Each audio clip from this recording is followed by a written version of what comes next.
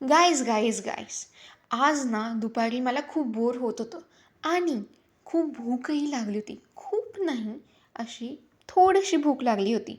तर म्हटलं चला बनवूया पास्ता. तर मग पास्ता बनवण्यासाठी मी एका पॅनमध्ये या फिर कढईमध्ये घेतलं पाणी आणि त्याच्यामध्ये पास्ता उकळवायला ठेवून दिला बरं का. पण त्याच्यासोबत मीठही टाकलं आणि मला आवडता त्या भाज्या मी घेतल्या. आता मी इथे काकडी काकडी नाही हो, कांदा, सिमला, कोबी या भाज्या घेतल्या. तुम्हाला ज्या आवडतात तुम्ही त्या घ्या. तुम्ही बीटरूट किंवा गाजरही घेऊ शकता, छान लागतील त्याच्यामध्ये.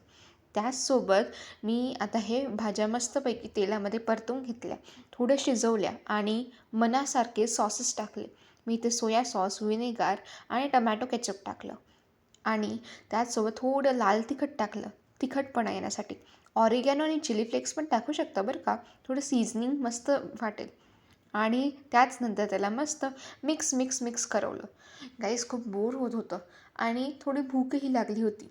तर म्हटलं पास्ताच बेस्ट आहे याच्यामध्ये. तुम्ही इथे चीजही किसून टाकू शकता बरं का. आणि मी इथे ऑरिगॅनो टाकला आत्ताच. थोडं पाणी टाकून त्याची ग्रेव्ही बनवून घ्यायची अँड देन ॲड मस्तवाला चीज. मी ते चीजची क्यूब ॲड केली आहे आणि तुम्ही ग्रेट करून किंवा किसूनही टाकू शकता. मी इथे तशीच ॲड केली आणि आपला पास्ता बॉईल केलेला त्याच्यात टाकून द्यावे आणि just mix our pasta with our cheese and the gravy which we have created, which we have made. Okay guys. आणि त्याचसोबत आपला मस्त असा पास्ता रेडी झालेला आहे. दुपारचा पास्ता ब्रेकफास्ट ब्रंच बोलू शकतो आपण किंवा छानसा असा चिवमिवचा नाश्ता म्हणून आपण खाऊ शकतो. तर मग इथे मी बॉईल केलेला पास्ता ॲड करत आहे आणि त्याचसोबत तो मिक्स करून घेऊया.